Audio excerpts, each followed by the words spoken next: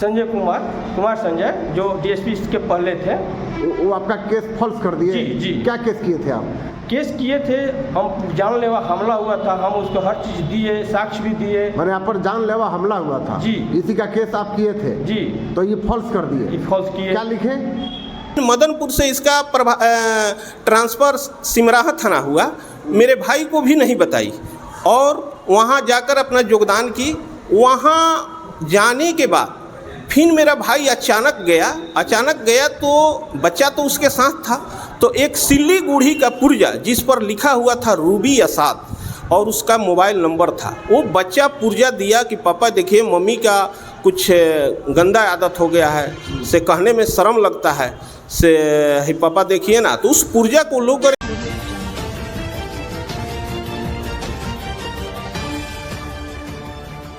नमस्कार, आप देख रहे हैं भोजपुरिया दस्तक। कहते हैं कि अगर पुरुष कमाता है तो पूरे परिवार का भरण पोषण करता है, परिवार का ख्याल भी रखता है, पत्नियों को माथे पर चढ़ा के रखता है। लेकिन जब पत्नियां कमाने लगे तो पति की कोई अहमियत नहीं रहती। इसके कई उदाहरण सामने आए हैं। आप उत्तर प्रदेश के उस ज्योति की कहानी तो जानते ही होंगे, जो एसडीएम बनने के बाद एक पति के साथ किस तरह से सलूक की, खुलकर अपनी ज़िंदगी जीने लगी। नतीजा ये हुआ कि पति पत्नी के बीच में कलेश बढ़ा, परिवार टूट गया, बाल बच्चे तबाह हो गए। यही सेम स्थिति सूरजपुरा थाना अंतर्गत इमिरता गांव की आई है। वहाँ की रहने वाली एक महिला जो मुरार की रहने वाली थी, उसका मायके मुरार में है, डुमरांव विधानसभा के मुरार से उसकी शादी हुई थी इमिरता में। पति असम राइफल में था, पत्नी को पढ़ने की इच्छा थी। पति ने पत्नी का सम्मान करते हुए, उसकी इच्छा का सम्मान करते हुए उसे पटना शिफ्ट किया पढ़ाई की तैयारी करने के लिए।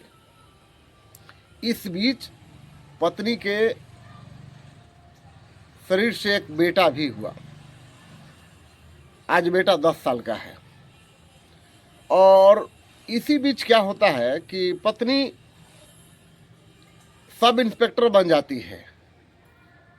लेकिन सब इंस्पेक्टर बनने से पहले थोड़ा सा पीछे आते हैं हम और आपको बताते हैं कि कुछ दिन पटना रहने के बाद वो महिला अपने पति से कहती है कि आप असम राइफल की नौकरी छोड़ दीजिए, सिपाही की नौकरी में कुछ रखा नहीं है, हम दोनों लोग मिलकर के तैयारी करते हैं और बढ़िया रिजल्ट निकालते हैं। दुर्भाग्य ये होता है कि पति का रिजल्ट नहीं निकल पाता है और पत्नी सब इंस्पेक्टर के लिए चयनित हो जाती है 2019 में। और जब पत्नी 2019 में चयनित हो जाती है तो वहाँ से एक नया मोड़ आता है भाई।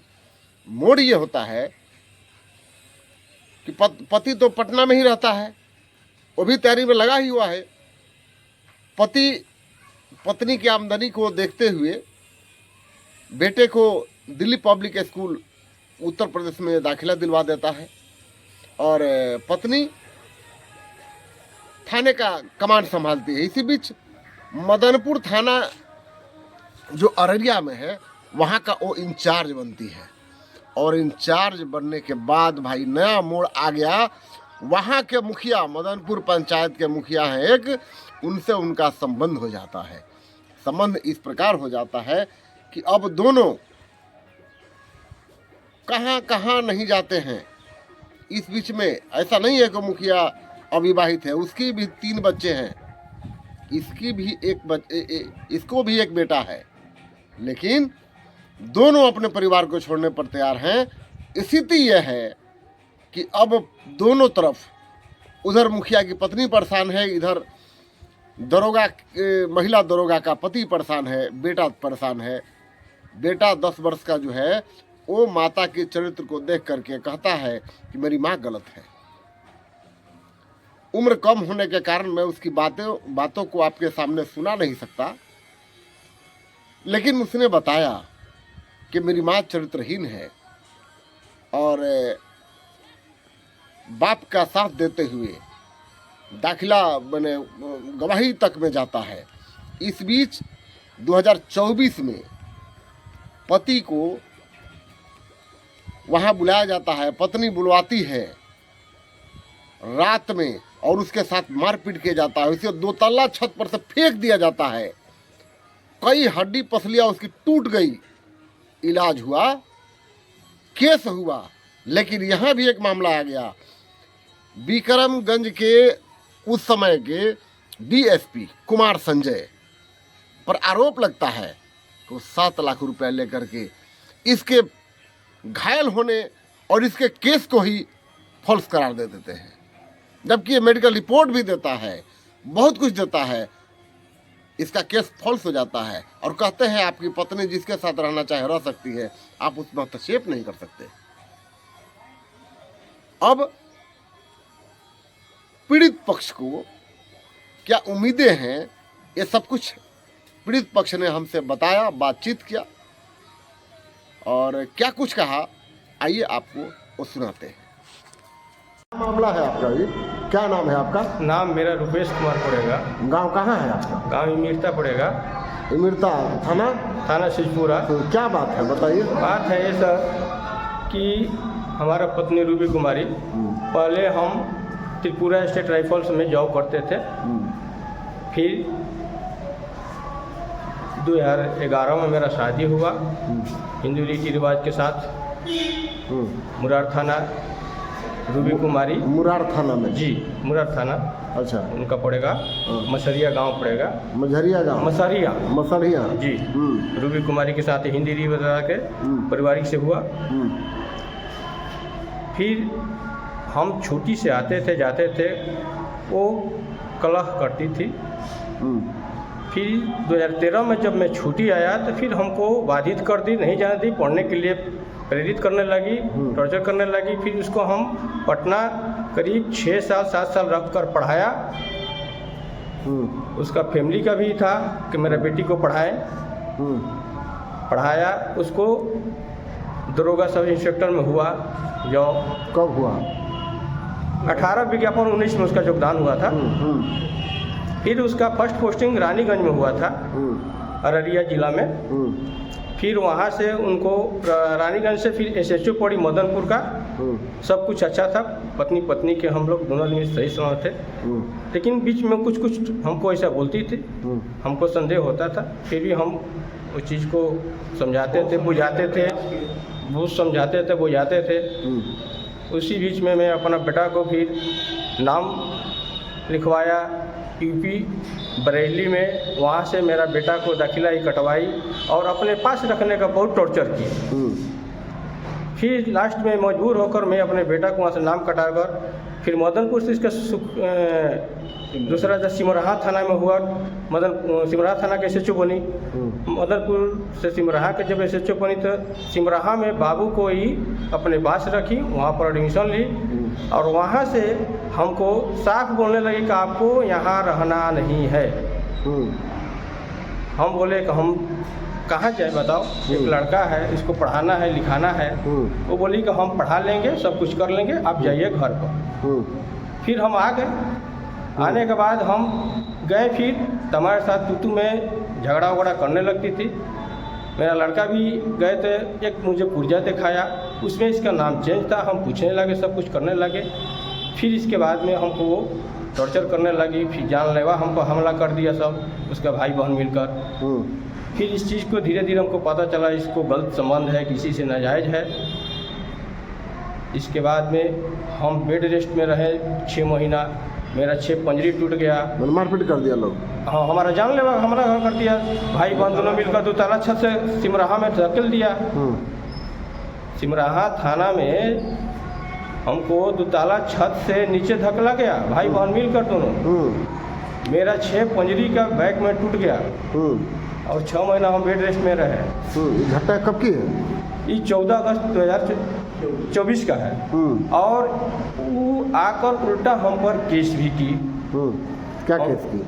कि हमको प्रताड़ित करते हैं लोग, हम पैसा के वास्ते नहीं देते हैं। जबकि वो मेरा अकाउंट चाहे वो अपना अकाउंट दिखाओ, किसी फैमिली में किसी को पैसा दी होगी ना। ठीक ना। अब आप क्या चाहते हैं? यहाँ विक्रमगंज अनुमंडल और हम अनुमंडल कार्यालय में आए अधिकारी हैं। से हम यही चाहते हैं, हमको न्याय दे। हम केस किए, हमको केस के फर्ज किया गया है। कौन फॉल्स किया? संजय कुमार संजय, जो डीएसपी के पहले थे, वो आपका केस फॉल्स कर दिए? जी, जी। क्या केस किए थे आप? केस किए थे, हम जानलेवा हमला हुआ था, हम उसको हर चीज़ दिए, साक्ष्य भी दिए। मैंने आप पर जानलेवा हमला हुआ था? जी। इसी का केस आप किए थे? जी। तो ये फॉल्स कर दिए? ये फॉल्स किए। क्या लिखे? वो पर फर्ज देकर उसको सही करार दिए, उसके पक्ष में फैसला दे उसके दिया? फैसले में दिए। अच्छा। आज क्लियर भी हो गया कि किसके साथ उस एंटेंगल है। वो पार्टी भी केस किया है। वो पार्टी क्या केस किया है? वो पार्टी यही केस किया है कि वो जो मदनपुर का मुखिया था, मदनपुर के पहले SHO बनी, तो दोनों में इस चीज़ का इन लोग का रहा, लेकिन क्लियर नहीं था। लेकिन क्लियर हुआ, अभी वो अपने पत्नी को भी टॉर्चर किया, घर से मार कर खदेड़ा है, जानलेवा उस पर भी हमला हुआ है। अच्छा, ठीक ना। उसका 3 बेटा भी है। मतलब वो मुखिया आप चाह रहा है इसी के साथ रहना? जी है जी। मतलब तो अभी विक्रमगंज अनुमंडल में विक्रमगंज अनुमंडल से मेरा ये आग्रह है, निवेदन रहेगा कि जो सत्य है उसको सत्य के हिसाब से उसको कैसे वो आई यहाँ पे मेरा केस को फर्ज किया है, उसको सही दिशा में उसको। ठीक। जी, क्या नाम पड़ेगा? मेरा नाम सुशील कुमार सिंह पड़ेगा। अच्छा। ग्राम इमिरता घर हुआ, सूरजपुरा थाना हुआ, ठीक ना। मेरा छोटा भाई रुपेश कुमार है, जो अभी मतलब आपने जी दूसरा बता रहे तो आपके भाई है अपने? जी, सगा में। मतलब क्या लगता है कि मतलब दोनों के बीच में कलह है? दोनों के बीच में किसी तरह का सर कोई कलह नहीं था। हाँ। और मेरा भाई जो है इसका नौकरी 2009 में हुआ। भाई का हिंदू रीति रिवाज के तहत 2011 में हमने धूमधाम से शादी हुई। शादी होने के बाद में वो बोली कि यह सिपाही तिपाही का नौकरी क्या करना है, पापा भी नौकरी में है, भैया भी नौकरी में हैं, से हम लोग पढ़ करके अच्छा नौकरी लें। अच्छा। भाई को बहुत टॉर्चर की। टॉर्चर करते करते भाई कुछ बात छिपा लेता था परिवार में, नहीं कहता था अपनी पत्नी की बात। फिर भी हम लोग भाई के बात में आ करके कि भैया छोड़िए, परिवार में शांति रहेगा तो सब चीज़ ठीक है, से पढ़ाने में आप लोग सक्षम हैं, से यह पढ़ना चाहती है, हम भी अपना पढ़ लेंगे।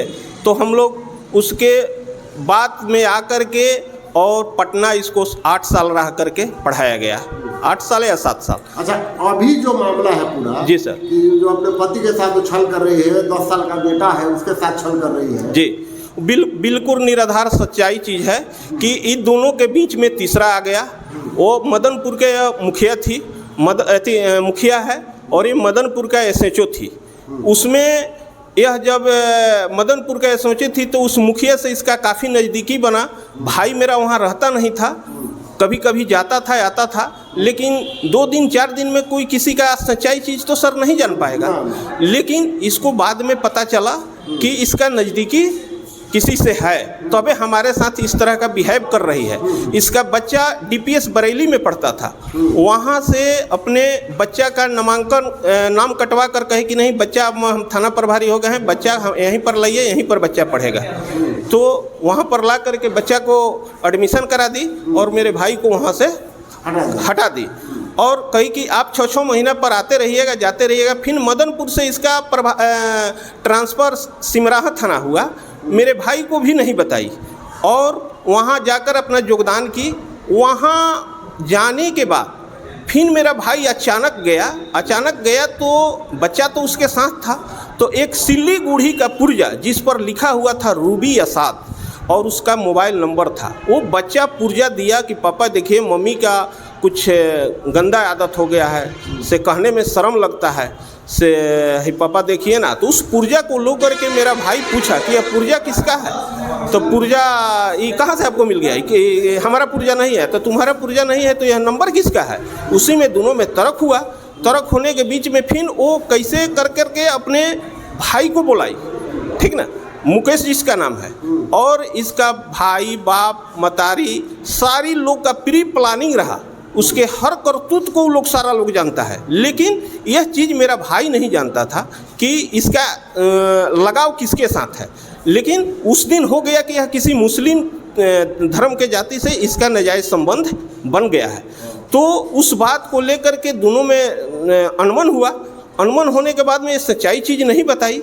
उसके बाद में सर समझ जाइए कि एक सोची समझी साजिश के तहत मेरे भाई को 2 ताला छत से अपने भाई के सहयोग से और असाद अशफाक मुखिया के इशारा पर कि हमारे दोनों आदमी के बीच से तीसरा निकल जाए, जानलेवा हमला की, जिसमें मेरा भाई का पंजरी का एक बात और बीच में आया कि इससे पहले जो डीएसपी थे कुमार संजय जी, उनके द्वारा केस को फॉल्स कर दिया गया। जी, उनके द्वारा केस को सर फॉल्स कर दिया। सर का कथन था कि रिलेशनशिप में कोई किसी के साथ रह सकता है। तो हमने कहा कि सर रिलेशनशिप में रह सकता है, कि रिलेशनशिप में कोई किसी के साथ रह सकता है। डीएसपी कुमार संजय का ये बयान था जी से। तो हम कहें कि रिलेशनशिप में रह सकता है तो सर जानलेवा हमला तो नहीं ना कर सकता है।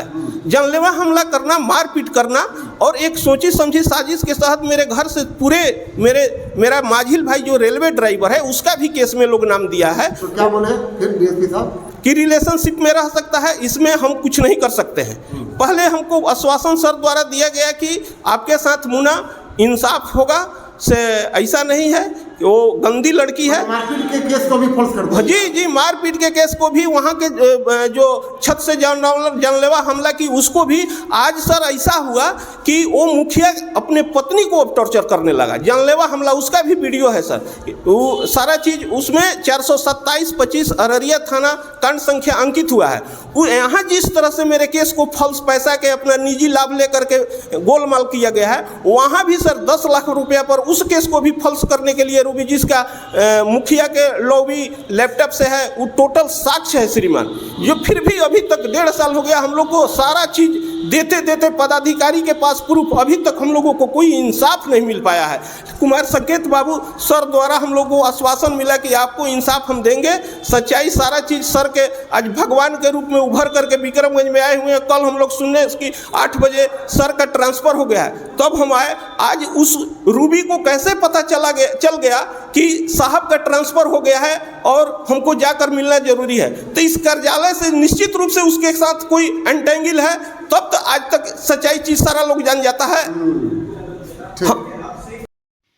अब इस मामले में एक नया मोड़ आया है। मोड़ ये है कि जो थानाध्यक्ष हैं रूबी कुमारी, वो सुरजपुरा थाने में तैनात एएसआई दीप प्रकाश, जो इनके मामले के इनके पति वाले मामले के आईओ हैं, उनको धमकी दे रही हैं मैसेज करके कि तुम अगर मेरे पक्ष में मेरा मदद नहीं करोगे तो मैं तुम्हें बर्बाद कर दूंगी।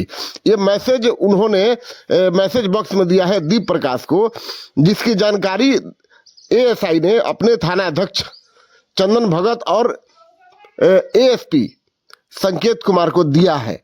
तो मामले अब कहाँ तक जाएंगे ये सब देखिए कहाँ तक जांच पहुंचती है। लेकिन एक जानकारी मिल रही है कि अररिया और किशनगंज में इसके विरुद्ध इस मामले को लेकर के विभागीय कार्रवाई की अनुशंसा कर दी गई है। इसका डिमोशन भी हो गया है।